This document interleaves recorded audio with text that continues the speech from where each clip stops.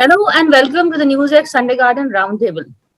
Well, a lot of interesting things have happened over the past week, but the most interesting is what we are seeing is the slow evolvement or process of what I call the Congressization of the BJP. We saw what happened in Gujarat. There was a new chief minister, a change of chief minister overnight, and then, of course, they were trying to swear in the new cabinet, but the date kept getting put off.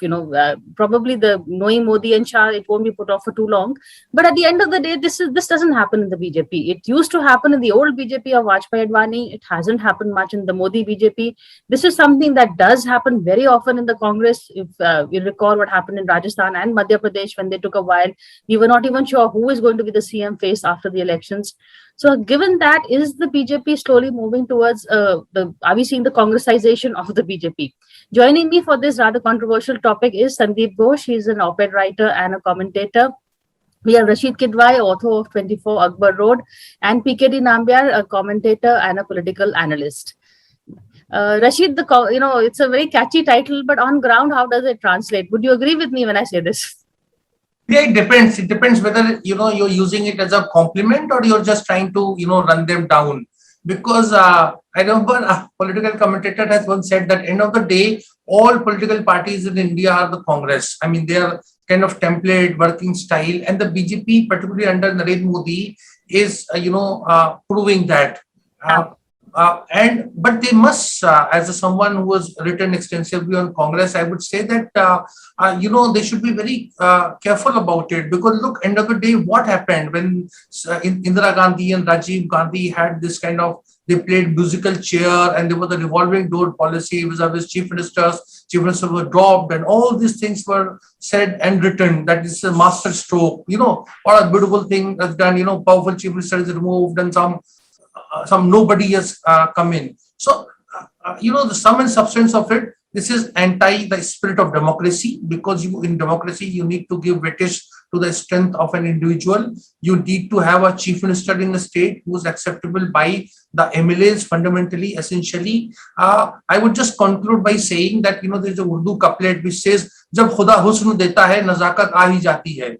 So, but, the BJP should not become a victim of its own propaganda. Sandeep, it's yes, in an ideal world, the chief minister should be chosen by his MLAs, but that really doesn't happen in whichever party, even in the BJP. But the fact that they could not voice their choice is what is the worrying part. What do you mean by who couldn't voice the choice? The center could not voice its choice on the MLAs clearly. Otherwise, why would the swearing in be delayed? That's for the swearing in is delayed for the formation of the cabinet, which will be equally crucial, because you've taken somebody out of the, he's a first-time MLA whom you made the CM. And obviously, you have to be very careful about choosing the cabinet so that internal party dynamics don't get disturbed. But when you say Congressization, I think these are all labels. And if it's Congressization, people don't seem to have had a problem with Congressization all these years. So it may be a good thing in some reckoning. So why do you take it as a derogatory or pejorative term to say it's Congressization? But I think the bigger issue is there is definitely, I would say it is anti the whole spirit of RSS, the way RSS has moved. There is a very clear centralization of power. And along with that, what we are seeing, which I'm personally not comfortable about, a rise in the personality cult. Now, these are factors which I think needs to get debated. And my personal feeling is,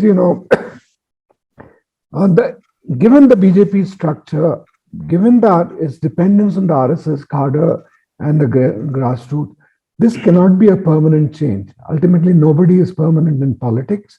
And certainly Modi doesn't have a line of succession like the Gandhis, for 4 generations, etc. Now, there could be other people vying, but that's a different, I don't want to get into that trajectory just now, but I think it's a flavor of the season.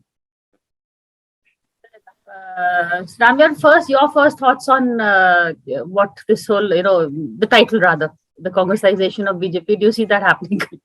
No, one is that. And is it a derogatory or a praiseworthy comment? Firstly, for a BJP sympathizer or any BJP karyakarta, it would be a derogatory statement. The reason being that BJP is has always stood as a party with a difference. One. Number two, it has got a cadre base and a very, very ideologically connected. On the other hand, you ask, I mean, maybe you take that in the positive or in the negative. Some people say that it is a Hindutva party, or some people say it's a nationalist party. So there is some kind of a narration and a brand, clean, clear brand identity for a BJP. And it's also known for its very, very strong cadre on the ground. So it may be some people who are coming from the RSS background, or even the people who are hardcore BJP guys. Now, the second part is that, yes, there is some kind of a change which is taking place in BJP as the party has grown very, very fast. It's not an inorganic growth, sudden growth which took place in the last 10 years or so, or that has definitely attracted a large number of people like the congressmen coming in, or the people do not have any ideological base of whether it is an RSS or that matter too of BJP, or people who don't even know their ideological backup. They just came in, and that was something like accepted like with an open arms. So there is some kind of a different class exists in BJP today, maybe a right way. But then the true BJP people, the people who have been BJP Karyakarta or a BJP leader for ages, they are different, whether it is in terms of their communication style, whether it is in terms of their functional style, and even the way their outlook about the country and to the common people, even including the development, is way different from the Congress. So Congress has never been, Congress was a culture. BJP is a different culture altogether.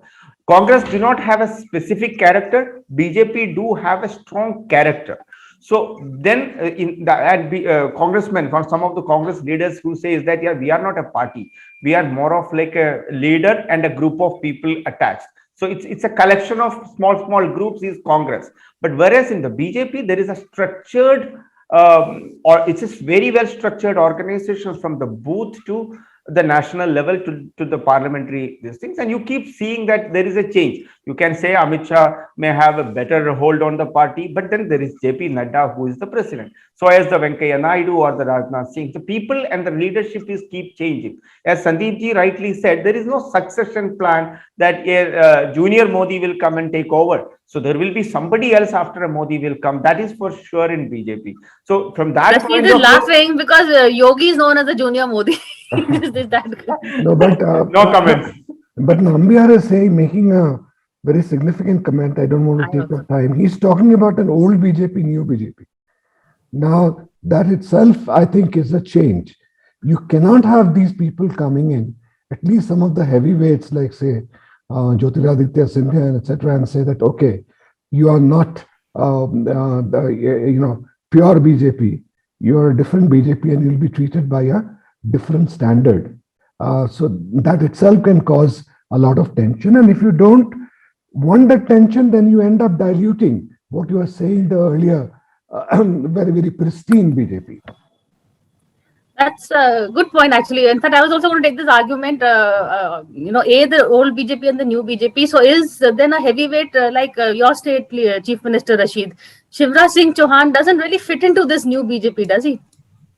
So Priya, We've heard rumors. Yes, Priya, what is happening that in electoral politics, it is success that defines everything. And there is always, as Mr. Nambiar was saying, and Sandeep also alluded to it, that there is always a greater attraction to get the people from other side. And, and that is showcased as a success. And that is sometime at the expense of your own thing. You look at even internally in the Congress, what is happening, Kanhaiya Kumar is coming, PK is coming, Hardik Patel is already there. So the traditional congressman feels, somewhat sidelined. Earlier also we had seen all those Mohan Gopal and Mohan Prakash and several other kind of outsiders had come who were calling shots. And Rahul Gandhi seems to be putting all of them at a premium. So there is attraction. Now if we can come to, specifics in the BJP, what BJP is doing is experimenting a lot of things, pushing, that boundary. I keep asking people, if Bhupender Patel was such a bright, and, promising person, why was he not made even a state, minister? And, he's a first-time MLA. Why was he So not was even Rupani, if I'm not wrong, or no? precisely? And all this, exactly. And yeah, if we go back to, 16-17 period, all these arguments that are being marshaled for in favor of Bhupinder Patel were said about, Rupani also. So, but Gujarat is a safe state for BJP. BJP knows end of the day it will not lose because that honor and prestige of Narendra Modi and Amit Shah is involved. So it can afford to do anything. I think there are going to be big changes in the cabinet also. There's many old timers are going to go away. But this thing of finding someone lesser known person, a Khattar in Haryana, what happened? Khattar didn't return with full majority. It's a different thing through defections and all is running. Or you look what happened in Jharkhand, Raghuveer Das. He just came and the BJP was out of power. So what BJP is doing is experimenting a lot, and it, like Indira Gandhi era of Congress, it is very confident that it will win election. It cannot lose in Gujarat, even after 2017 experience, and that is why they are doing this at the expense of it, because they just want to tell the world that it is Mr. Modi who can do anything. Modi hai to mumkin hai, anything can happen. All those traditional template, dynamics, state politics, etc., can take backstage. But what I'm saying is there is a heavy price a political party has to pay, or for that matter, that ideology. And the BJP should learn from the Congress, but it seems they are not. But I don't know if this personality cult seems to be really fitting in with the politics of today, but I'll save that for a later debate. Sandeep, the fact that, he's saying that BJP is confident in Gujarat because it's unka gad hai Modi ka, so they can experiment. But is changing a chief minister a sign of confidence or sign of concern, at this point? Because there was a lot of anti-incumbency feeling against Rupani. So that the first matter will be seen as correction. See, Gujarat, I would distinguish between Gujarat and the other states, including Madhya Pradesh, Chhattisgarh, Haryana, and Jharkhand, and all the states. In Gujarat, people still see Modi as the super chief minister. It is Modi's state, and anybody who is there is like his proxy out there. So, therefore, it's a very different thing. Whosoever Modi places, ultimately the blame or the credit will go to Modi. And finally, the election has to be won and delivered. It will also have to be done by Modi. So if Modi has to set the administration right by sort of, changing a CEO, he is doing that. So I think I'll keep Gujarat aside, but the points which Rashid was making, these are very, very valid points as far as other states are concerned, because BJP traditionally allowed state leaders of standing. So be it a Shivraj Singh, be it in Raman Singh in Chhattisgarh, these people were stalwarts and of standing who control the states. For obvious reasons, the Modi-Shah regime is not comfortable with that. And that's why you also see the tensions in UP, which will manifest probably much more in the coming days. We're here discussing the Congressization of BJP, and during the course of the conversation, we also came across points like how there is a new BJP at play, but is there also a new Congress at play? I'd like you to take that point. We've seen this whole influx of outsiders coming in, given weighty positions. How does that measure with the rest of the Congress leaders? See, firstly, I'll tell you that there is nothing called as new and old, because there is something That's called as evolvement. But they work. No, Priyaji, it's basically called as evolvement. Now you have changed, so am I. So as we all progress with the time, and politics is all about the timing. The time which maybe 10 years or 15 years, so that time is not the today's India. So India as a country has progressed, so as the politicians and so as the politics. So the idea is that today, if you offer something of that old mantras of Garibi, Hatao, and etc., may not really work today. Today, even if you, I speak to a large number of MPs and MLAs, even if they don't talk about Bijli Pani Sadak, the mantras of today's politics is changing.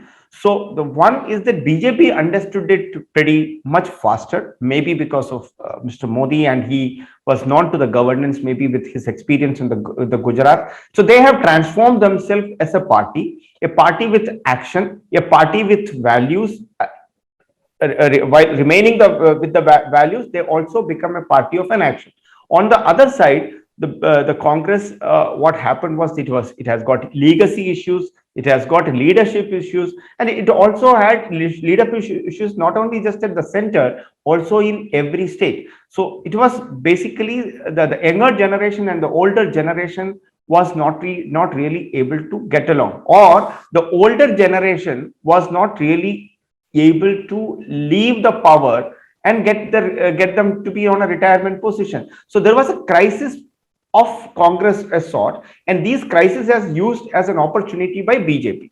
So that is the reason that you will find that typically different. For an example, in UP, once or twice, or maybe in the last 3 months, you must have seen that Priyanka Gandhi going to UP only from the last 2 or 3 times. It is more of like a Twitter or just for the media. There is something I am also here in the fray. But whereas in the case of BJP, they have got prabharis and in charge, the ministerial in charge, organizational in charge. Everybody is out on the street working for the victory. So I feel that BJP is a party which is having a hunger to work amongst the people. It is not just for the power, as an organization also to work. One of the senior most leader of a BJP few days ago I met, I asked him that, why are you not getting into electoral politics? He said, यार किसको क्या करना है, क्या MP बनकर 5 साल रहेगा, क्या फायदा है, हमें नहीं करना, हमें राजनीति करना है। राजनीति होता है जनता के बीच में, मजा आता है। तो जिंदगी में सिर्फ 5 साल का कुर्सी से क्या होगा? I think that's a very individual person. I'm saying that even if today more like Rahul Gandhi than a BJP MP. I find that breed actually in politics. No, I'm saying that even if there are some people, some element is still there in BJP, is a big. That's also because of a character that party is still able to maintain. Yes, I would say that there is. It's not like that the old BJP that are cutter, ideological, lead driven. That is not any party today. Even the CPIM, the communist parties are not like that. But yes, even if it is diluted, it is very, very less diluted as compared to anybody else. If you have a second one, I can tell you something more. No, I'll get you back in again. Rashid, the Congress, the new Congress, I really like that point that you picked up. And I that's something I've also seen, we have a lot of people who are very unhappy with the inclusion of a PK. Now Kanhaiya coming in, Hardik Patel. So there is an unsettlement. Maybe it's the new team of Rahul. Rahul has always sent shivers down the old guard, in terms of not accepting them. Is this a continuation of that process? I think it's a very kind of complex issue, and I don't know why. Because maybe it's because one family, and they think that, as if the average Congress person is just anchoring for power, post position. So, and Rahul Gandhi is end of the day, we see that a lot of people who have been outside Congress get a lot of prominence. You look at the case of Maharashtra State Congress President Nana Patole. He was in BJP, and he's become very influential leader and state president. So in the BJP, it's a different kind of problem, because they do not know what to do with their established leadership. As Mr. Sandeep Ghosh was saying, see, Shivraj Singh Chauhan is a 3-time chief minister, is a very senior leader, but they do not know where to accommodate him and what is his future plan. And similarly, if Yogi Adityanath wins Uttar Pradesh, I'll tell you, from 1951 to 2007, there was not a single chief minister from Uttar Pradesh who completed 5 years. It tells you how the revolving door policy of largely of the Congress, and of course subsequent political instability. Mayawati was the only chief minister who completed 5 years, and after that, both Akhilesh Yadav and Yogi Adityanath seems to be doing. But elected chief minister of Uttar Pradesh second time will automatically become some kind of contender of a post Narendra Modi era. So these are the problems that BJP has to address. What about the Congress? We lost you a bit of the audio on the Congress, the new Congress. How does that work with the old guard? I was asking you, is it a continuation of the Rahul way of doing things? I think there is a Rahul Gandhi is, because of his experience and long years of, Nehru Gandhi dominance over Congress politics, he thinks that average Congress leader is hankering for power. He wants to somehow, subconscious level, wants to deny that. I know Mr. Nambiar may not like this formulation of mine, but this is how it is. And second thing is that he's always attracted to those who are coming from outside. So Nana Patole becomes, Maharashtra Congress president at the expense of very senior and deserving leaders in Maharashtra. So all these things are happening. And second thing is those who are leaving the Congress, like Sushmita Dev, she becomes Rajya Sabha member from Trinamool. There are, many Congress chief ministers, who left the Congress like Himanta Biswa Sarma. So the average Congress person is also feeling very disheartened. He or she thinks that if other parties look at them, they can get that easier route to power. A very kind of complex situation in the Congress. Focus on the Congress for me, and how do you see things there right now, taking into account what Rashid said? There are two parts to Congress. Rashid called it a revolving door policy. Manishankar Iyer had put it differently. He said, if you go into the waiting room, you'll find 10 people waiting to go in and 10 people coming out. So it's constantly, of that. And the difference is the people who are being replaced today, they came into power not because of a solid popular base, etc. Even at that point in time, they came in due to the proximity of the family or at the largest of the family, and people who are now coming in for whatever reason, Rahul Gandhi's fascination for outsiders or newcomers or younger people, they're also coming in there. The people who are feeling hurt are, like you mentioned, Himanta Biswa Sharma or Shushmita Dev, who are people who at least have a semblance of a popular base. So Congress is run, as we keep on saying, like a family enterprise. Okay, whereas BJP is moving towards a clear presidential model at least under Modi. So also the trend which you are seeing is the people who are powerful around Modi today are not having again any popular base. So I don't want to take names, but you can really see the topmost powerful people, with the exception of Rajnath Singh, who has got a certain thing, and to some extent Gadkari. Everybody else doesn't have a popular base, but that doesn't make them family retainers like they would be in Congress. Here it is a very, very presidential style. So like the US president chooses his cabinet, his Secretary of State and the rest of people. So that's how Modi is operating. So Congress is a very different problem. It's like a badly managed company at the moment, family enterprise. Now, how they will get out of it, whether they will now, the promoters will withdraw, letting a pure CEO run it, or again, they'll try to run it in the same remote control. That's a different thing. So even when, sorry to take half a second, even when, say, therefore Manmohan Singh or anybody was there, it was very clear it was still Sonia Gandhi. It was not a presidential form. Whereas today, there is if you were to call, quote unquote, the RSS as a promoter, but the RSS has given Modi the full carte blanche the free rein to run it as long as so as long as he'll deliver, he's there. Good comparison, actually, the corporate analogy. Nanda, you wanted to say something and also take up the Congress point of view? So I agree with Sandeep ji completely that the Congress problem is primarily a leadership crisis, not only at the center and again on each state. In fact, yesterday you would be surprised that some of the congressmen, the very hardcore congressmen from my home state, that is in Kerala, the organizational general secretary of the Congress has left and joined CPIM. Can you imagine that? It is like an arch reverse. Like an organizational general secretary of Congress joining CPIM is something like ever unheard of. So that means there is in business, whether it is in business or in politics, it's all about aspirational management. Everybody comes with a lot of aspiration. Today, everybody wanted to become a chief minister or a party president or an MP, MLA. That is something very natural. If somebody who is working on the ground, really working hard, or somebody who has got a lot of money, or somebody who feels that I can speak well, or somebody who goes to a television debate feels that I am absolutely ready for a Rajya Sabha seat at least. So these are aspirations. So you need to have the role of the leadership is to manage that aspiration of these people. So both Rahul Gandhi and the Congress leadership on the center today is not at all able to even understand what is this aspiration management. How would they be able to? Another analogy about the Congress, the difference between a Congress and BJP, if you really look at it. BJP is a rich party. Of course, it is a large party, it's a ruling party, but it is a very rich party. Congress is not as rich as BJP. But then the difference is that all the Congress leaders are very, very, very rich, filthy rich.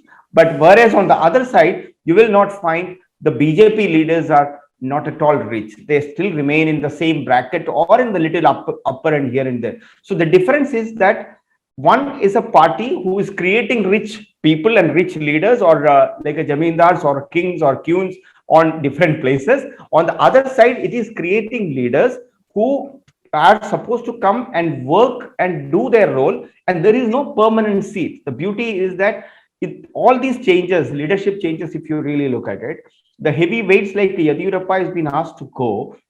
That clearly sends a message that, man, sorry, there is no permanent place in BJP. You are a Karyakarta. At the end of, you have been given a position by the party, and the party may ask you to vacate that position at any point of time.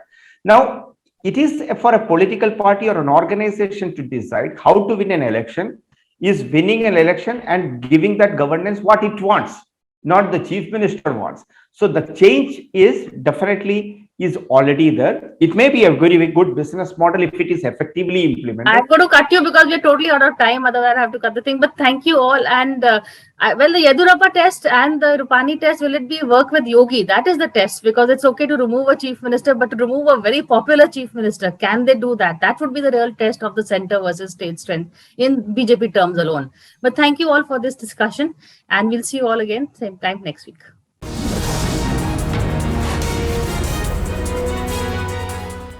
For more such videos, subscribe to the NewsX YouTube channel, hit the bell icon.